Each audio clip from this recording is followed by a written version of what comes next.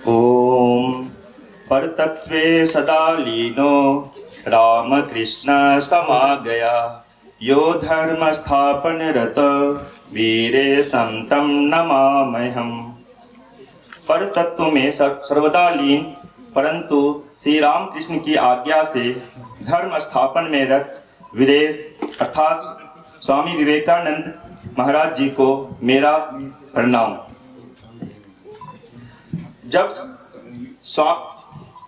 यहाँ उपस्थित पूजनीय सभी महाराज जी को मेरा प्रणाम तथा उपस्थित सभी भक्तवृंद को मेरा नमस्कार।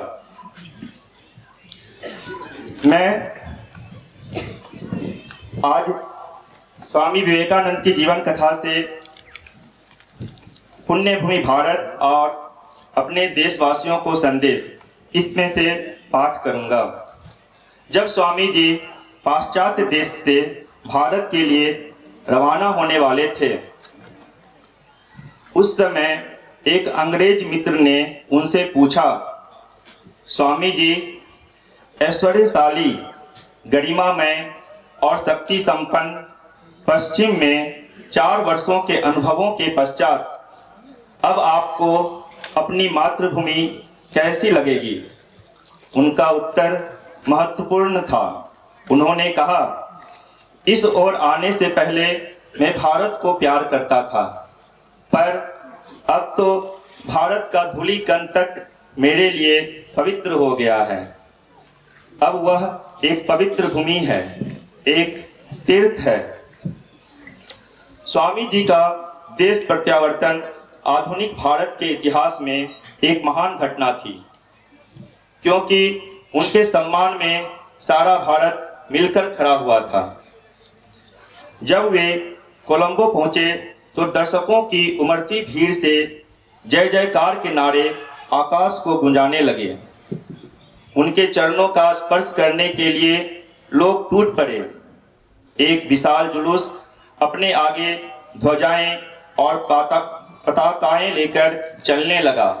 धार्मिक सूत्र गाए जाने लगे और स्वामी जी के रास्ते में फूल बिखेर दिए गए।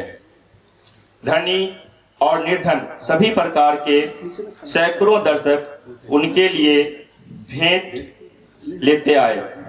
सबकी आंखों के तारे स्वामी विवेकानंद उस जुलूस के मध्य इस प्रकार शोभायमान हुए मानो कोई महान विजेता अपनी विजय से महिमा मंडित हो लौट रहा हो।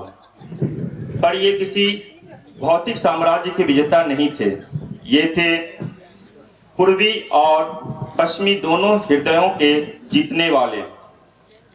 लंका में जनता के स्वागत के उत्तर में उन्हें कई सभाओं को संबोधित करना पड़ा। वे उस द्वीप में लगभग 10 दिन रहे। जैसे जैसे समुद्र को पार कर वे आगे बढ़ते गए, वैसे वैसे सर्वत्र उनका भरपूर उत्साह के साथ स्वागत किया गया। विजय यात्राएं निकाली गई, बाजे बजाए गए, तोपें छोड़ी गईं, स्वागत में आतिशबाजियां की गई। राजाओं ने उनका रथ खींचा तथा उनके प्रति सम्मान और आदर व्यक्त करने के लिए लोगों में होड़ लग गई। 5 वर्ष पहले की तुलना में आज यह कितना अंतर पड़ गया। तब स्वामी जी इन्हीं स्थानों से हाथ में भिक्षा पात्र लेकर एक अज्ञात परिव्राजक की तरह थकावट से चूर चूर हो पैरों में छाले लेकर गुजरे थे।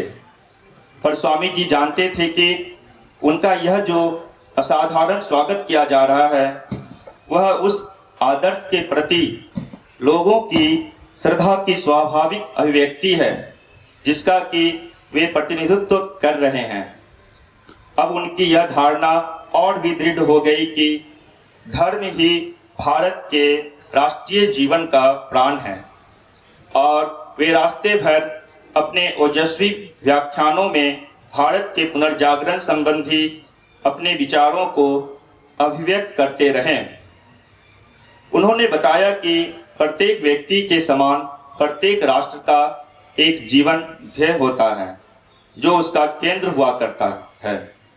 वही उसकी मुख्य स्वर लहरी होती है, जिसके साथ अन्य स्वर लहरियां मिलकर एक समरसता का निर्माण करती हैं। यदि कोई राष्ट्र अपनी इस राष्ट्रीय जीवन शक्ति को दूर करने का प्रयास करता है तो वह राष्ट्र मर जाता है, क्योंकि शताब्दियों के संक्रमण के फलस्वरूप वह दिशा उसकी अपनी बन गई होती है। भारत में धार्मिक जीवन ही वह प्राण केंद्र है। वही राष्ट्रीय जीवन के समूचे संगीत का प्रधान स्वर है। भारत में समाज सुधार की शिक्षा तभी कारगर हो सकती है जब यह दिखाया जाए कि वह जीवन को कितना अधिक आध्यात्मिक बना सकेगा। वे अपने देशवासियों के समक्ष उस संस्कृति के मूल्य और महत्व को रखते कभी न थकते जिसे उन लोगों ने अपने पूर्वजों से विरासत के रूप में प्राप्त किया था। यह ऐसी संस्कृति थी जिसकी तुलना में अतीत या वर्तमान की अन्य कोई भी सभ्यता तुच्छ साबित होती। स्वामी जी अपने इस बात को बारंबार दोहराते हैं जब तक कि उन लोगों का हृदय भारत के नाम मात्र से स्पंदित न होने लगता।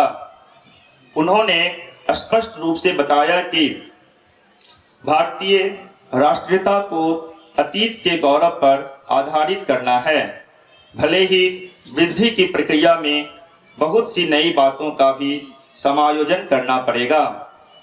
यदि हम राष्ट्र की प्रतिभा के प्रति सच्चे होना चाहते हैं, यदि हम राष्ट्र की आत्मा के प्रति अपील करना चाहते हैं, तो हमें अतीत के इस स्रोत का आकंठ पान करना होगा और तब भविष्य का निर्माण करने आगे बढ़ना होगा। उन्होंने यह बताया कि अतीत से हमें प्राप्त हुई विरासत वस्तुतः एक धार्मिक विरासत है।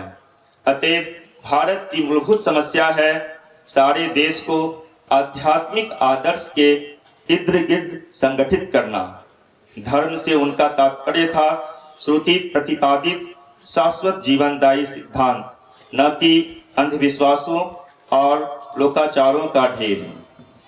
ये अंधविश्वास और लोकाचार ऊपर में जमने वाली काई के समान थे, जिनको सुदृढ़ और कठोर हाथों से निकालकर दूर फेंकना आवश्यक था।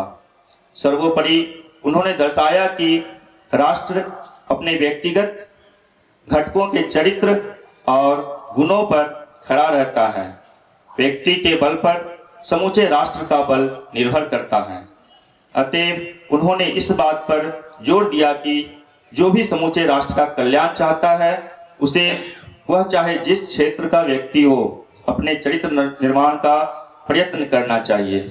उसे साहस, शक्ति एवं आत्मसम्मान के गुणों का अर्जन करना चाहिए तथा त्याग और सेवा के द्विविध राष्ट्रीय आदर्शों को जोरों से पकड़कर रखना चाहिए। ओम शांति शांति शांति। हरि ओम तत्सत।